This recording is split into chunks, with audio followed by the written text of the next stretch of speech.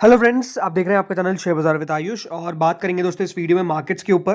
तो कल की बड़ी गिरावट के बाद आज बाजार संभलते हुए नजर आए। आज बाजार में हमको एक रिकवरी मोड देखने को मिला। अब यही देखना है कि दोस्तों ये कोई डेड कैट बाउंस था या फिर बाजार अब फिर से रिकवर होते हुए हमको देखने को मिलेंगे। आज करीबन निफ्टी 22,146 22,146 पर बंद हुआ है। क्लोज टू 149 पॉइंट्स की तेजी हमने देखी है। 0.68% बढ़ता हुआ नजर आया। करीबन 22,204 का आज का हाई था और अभी अगर आप देखेंगे 22,204 का जो हाई है तो निफ्टी अपने ऑलमोस्ट जो इसका 52 वीक हाई है 22,526 उससे बहुत ज़्यादा दूर हमको देखने को नहीं मिल रहा है। और सबसे बड़ी बात क्या है दोस्तों आज कि हमको जो क्लोजिंग कल 22,000 के बिलो देखने को मिली थी, आज 22,100 के ऊपर फिर निफ्टी जाकर बंद हमको दे देता है। बट जरूर देखिए, क्योंकि आज एक्सपायरी थी तो निफ्टी ने तो बढ़िया किया, लेकिन कल निफ्टी बैंक जो संभल रहा था, क्योंकि देखिए कल गिरा तो था निफ्टी बैंक, ऐसा नहीं कि गिरावट नहीं हुई, बट द थिंग इज जो संभला, राइट। लेकिन आज हम कह सकते हैं जहां पे बाजार ने रिकवरी मारी तो निफ्टी बैंक उतना कुछ खास नहीं कर पाया। करीबन 46,789 पे बंद हुआ है, क्लोज टू 191 पॉइंट्स की गिरावट के साथ। 0.41% दोस्तों आज बैंक निफ्टी नीचे बंद हुआ है। अब अगर आप देखेंगे बैंक निफ्टी का जो ऑलमोस्ट हाई है 48,636, उससे हमको ठीक ठाक नीचे देखने को मिल रहा है। बट जरूर देखिए आज का जो सेशन था उसमें उतार चढ़ाव देखने को मिला। 47,231 का आज का हाई हमको देखने को मिला और 46,565 का लो देखने को मिला। तो अगर ऐसा देखा जाए तो बिल्कुल हम कह सकते हैं कि देखिए बैंक निफ्टी आज अपने लो पॉइंट के पास ही जाकर बंद हुआ। ऐसा नहीं कि बैंक निफ्टी में कुछ आपको अच्छा मूव देखने को मिला। लेकिन दोस्तों वो इंडेक्स जिसने सबकी दिल की धड़कन है यहाँ पर हम कह सकते हैं थमा दी थी, वो था मिड कैप और स्मॉल कैप। आज मिड कैप और स्मॉल कैप ने नो डाउट बहुत दमदार तेजी दिखाई। मिड कैप इंडेक्स दोस्तों आज करीबन 2.28% की तेजी के साथ बंद हुआ है और करीबन 855 पॉइंट्स ऊपर। बल्कि अगर देखा जाए तो 38,495 का आज का हाई था और 38,446 पे अगर मिड कैप इंडेक्स बंद हो रहा है, इसका मतलब ये है कि दिन के हाईज के करीब जाकर दोस्तों यहाँ पर मिड कैप इंडेक्स ने अपनी क्लोजिंग दी है, जो अपने आप में काफ़ी बढ़िया है। इस बात का ध्यान रखिएगा, जो सेबी का स्ट्रेस टेस्ट है म्यूचुअल फंड्स के द्वारा जो कर रहा है, उसका रिजल्ट 15 यानी कल आता हुआ नजर आएगा 15 मार्च को। तो वो हमको जरूर वेट करना है। तो कल का दिन भी वॉलेटिलिटी भरा रह सकता है। एक बात ध्यान रखिएगा, आज दोस्तों निफ्टी की एक्सपायरी थी तो एक्सपायरी में एक अच्छा आपको मूव देखने को मिला है। लेकिन कल जरूर देखिएगा जो इंपॉर्टेंट डे रहने वाला है। क्यों? बिकॉज एक तो इंपॉर्टेंट बात यह है कि कल काफ़ी कुछ इंपॉर्टेंट डेटाज आने वाले हैं। जैसे कि आप देख सकते हैं स्ट्रेस टेस्ट का रिजल्ट आएगा, इलेक्टोरल बॉन्ड को हम कह सकते हैं यहाँ पर जो इलेक्शन कमीशन है वो अपनी वेबसाइट पे अपडेट करेगी। सो नो डाउट देखिए कल इंपॉर्टेंट डेटाज आने वाले हैं जिसके ऊपर नजर रखनी है। और दूसरी बात, कल किस यहाँ पर एक्सपायरी आपको देखने को नहीं मिलने वाली है, ना बैंक निफ्टी की ना निफ्टी की। तो कल क्योंकि कोई एक्सपायरी नहीं है तो यही देखना कि बाजार किस डायरेक्शन में मूव दिखाता है, वो सबसे इंपॉर्टेंट होने वाला है। बट जरूर देखिए जो मिड कैप करता है स्मॉल कैप उससे ज़्यादा बढ़िया करता है। एग्जैक्टली आज हमको देखने को मिला 41,907 पर जाकर देखिए मिड कैप ने स्मॉल कैप ने क्लोजिंग दी है। आज स्मॉल कैप इंडेक्स 3% से ज़्यादा ऊपर जाकर बंद हुआ है। करीबन 1,265 अंक हमको तेज़ी देखने को मिली। आज का जो देखिए स्मॉल कैप का हाई था वो करीबन 41,953 का था और 41,907 पे आप देख सकते हैं अगर यहाँ पर क्लोजिंग दे रहा है स्मॉल कैप इंडेक्स का मतलब ये है कि बिल्कुल हाईज के करीब जाकर स्मॉल कैप में आपको क्लोजिंग देखने को मिली। और स्टॉक का सॉरी पूरा स्मॉल कैप का चार्ट आप देख सकते हैं तो यहाँ पर साफ साफ दिखता है कि हाँ तेजी जो थी वो यहाँ पर कायम थी। दूसरी बात 46,821 का याद रखिएगा आज अभी स्मॉल कैप का हाई है, राइट। 52 वीक हाई है 46,821 का। सो उससे अभी भी काफ़ी नीचे है, मतलब उससे भी ठीक ठाक नीचे है। काफ़ी तो नहीं कह सकते बट ठीक है नीचे है। तो ये देखना कि अब उन लेवल्स पे कब जाकर स्मॉल कैप और मिड कैप जो अपने हाई जोन को टच कर पाते हैं देखने वाली बात होगी। लेकिन जरूर देखिए आज कुछ इंपॉर्टेंट बयान निकल कर आए हैं, उनके ऊपर बात करेंगे। लेकिन जरूर देखिए जो जैसा मैंने आपको बताया कि कल का दिन आपके लिए जरूरी क्यों होने वाला है, इस बात का ध्यान रखिएगा। जो कल म्यूचुअल फंड्स जो अपना डेटा डिस्क्लोज करेंगे, जो स्ट्रेस टेस्ट का रिपोर्ट्स डिस्क्लोज करेंगे, ये स्मॉल कैप और मिड कैप के लिए एक बहुत बड़ा हम कह सकते हैं पॉइंट रह सकता है। क्योंकि अगर दोस्तों स्ट्रेस टेस्ट में रिजल्ट सही आ गया तब तो ठीक है, उसके रिपोर्ट सही आ गई तो ठीक है।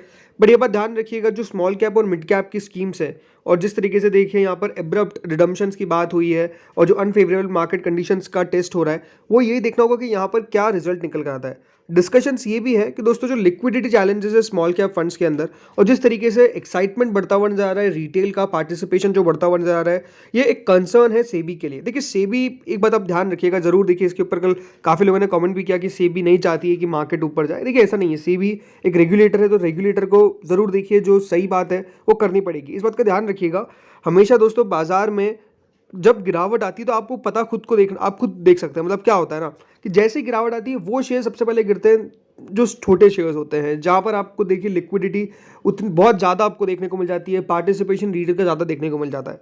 कल भी देखिए गिरावट हुई, लेकिन आप लार्ज कैप्स को देखेंगे तो लार्ज कैप्स ऐसे मोटे हाथी हैं जिनको कोई हिला नहीं सकता, राइट। लेकिन स्मॉल कैप को बहुत आसानी से लाया जा सकता है। जो सेबी बताने की कोशिश कर रही है कि अगर बाजार की कंडीशन क्रिटिकल होती है तो ये बात ध्यान रखिएगा, स्मॉल कैप और मिड कैप की हालत खराब होगी ही होगी।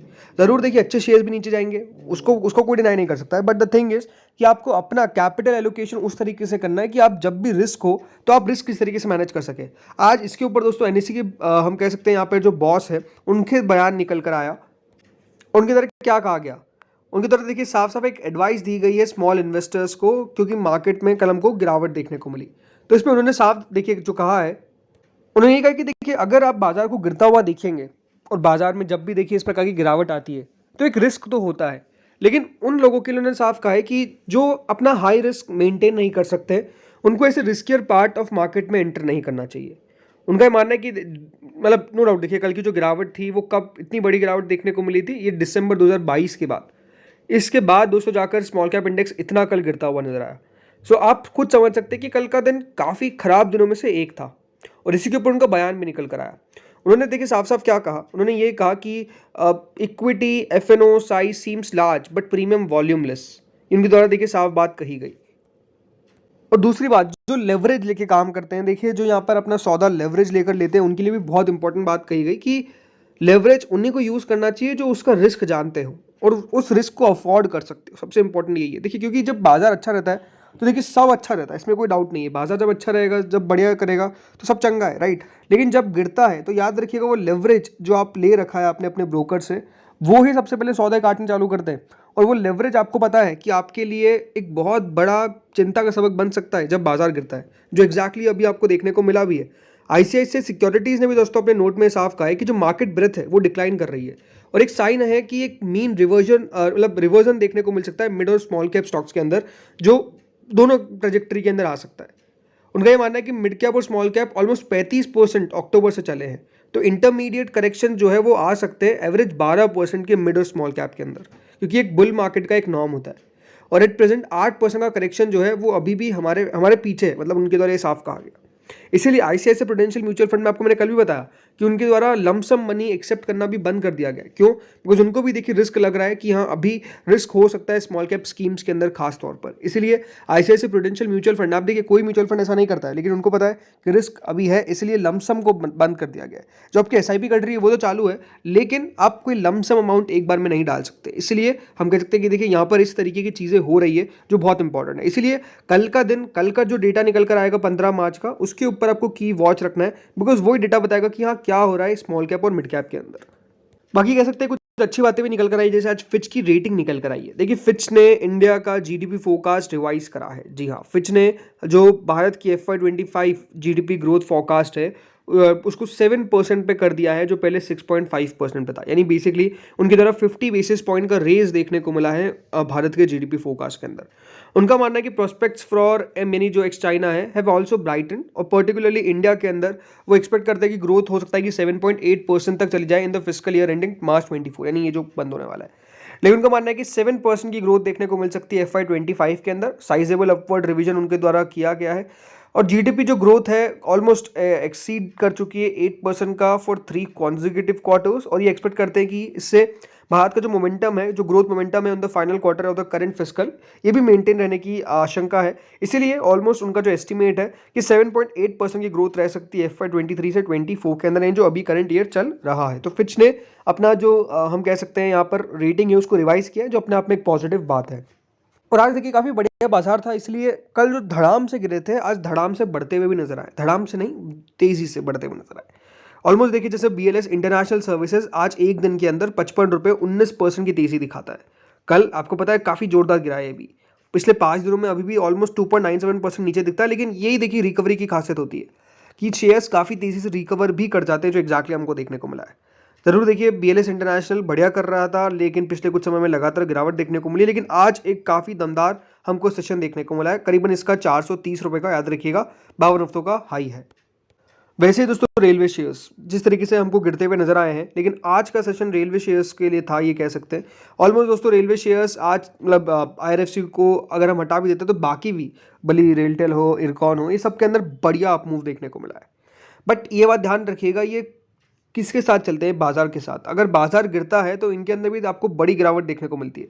तो ये बहुत इंपॉर्टेंट है कि देखिए मार्केट किस तरीके से अपना यहाँ पर व्यू बनाता है। अगर बाजार में और हमको आने वाले दिनों में प्रेशर देखने को मिलेगा तो इस बात का ध्यान रखिएगा, इन पर भी प्रेशर आएगा, उसको कोई डिनाई नहीं कर सकता है। लेकिन हाँ, आज बाजार रिकवर किया तो एक दिन में 13% चला है, 140 रुपये 80 पैसे पर जाकर बंद हुआ है। एंड आप देख सकते हैं 142.50 का इसका आज का हाई है। तो ओवरऑल दिन के हाईस के करीब जाकर आपको IRFC ने क्लोजिंग दिखाई है। वैसे देखिए कल जिस तरीके से अडानी ग्रुप गिरा था, ये भी थोड़ा सा चिंता बना रहा था, लेकिन आज अडानी ग्रुप के शेयर्स ने भी काफी बढ़िया किया। स्पेसिफिकली अगर अडानी एंटरप्राइजेस की बात करता हूं तो आज एक दिन में 6% बढ़ा है। ये भी अगर पिछले 5 दिनों में देखेंगे तो 5% ज्यादा टूट चुका है। और देख सकते हैं कल इसके अंदर भी एक सीवियर पेन देखने को मिला था। कल सारे अडानी ग्रुप के शेयर्स में हमको बड़ी गिरावट देखने को मिली थी, बट आज हम कह सकते हैं अडानी ग्रुप के शेयर्स में फिर रिकवरी देखने को मिली है। तो एक्जैक्टली यहाँ पर वैसे तो देखिए कल का दिन बड़ा होने वाला, आपको पता ही इलेक्टोरल बॉन्ड का डेटा आने वाला है, तो वो हमको पता चलेगा कि यहाँ किस तरीके की सिचुएशन वहाँ पर क्रिएट होती है। बट जरूर देखिए आज का बाजार कल की सारी हम कह सकते हैं जो गिरावट थी उसको भूलने पर मजबूर करता है। बट ये बात ध्यान रखिए, बाजार भी वॉलेटाइल रहेगा। अभी मार्च का महीना चल रहा है, इस बात का ध्यान रखना है आप लोगों को, क्योंकि मार्च का महीना हमेशा दोस्तों इसी प्रकार का रहता है। दूसरी बात, इस बात का भी ध्यान रखना, इलेक्शन के डेट्स कभी भी अनाउंस हो सकते हैं, तो इलेक्शन तक माना यही जाता है कि बाजार में आपको वॉलेटिलिटी खासा अच्छी देखने को मिलेगी। तो इलेक्शन की डेट्स का वेट करना है। कल इलेक्टोरल बॉन्ड का डेटा आएगा, उसको भी हम शेयर करेंगे। एंड कल का दिन एक और इंपॉर्टेंट है बिकॉज स्ट्रेस टेस्ट के भी रिजल्ट्स आने वाले हैं। तो वो 2-3 इंपॉर्टेंट चीज़ें हैं देखिए जो हमारे खुद के कंसर्न्स है। बिकॉज अगर आप अमेरिका का बाजार देखेंगे तो अमेरिका के बाजार में कल कुछ नहीं हुआ, लेकिन आज हमारे बाजार में बहुत कुछ हो गया। तो ये बात ध्यान रखिए, अभी ग्लोबल इक्विटी मार्केट से ज़्यादा इंपॉर्टेंट हमारे खुद के इवेंट्स है जिसके ऊपर देखिए बाजार रिएक्शन दे रहा है। तो फ्रेंड्स इस वीडियो में इतना ही था। होपफुली आपको वीडियो बढ़िया लगा होगा। अगर लगा तो लाइक कर देना, पहली बार अगर चैनल से जुड़े सब्सक्राइब कर देना। Thank you friends watching this video.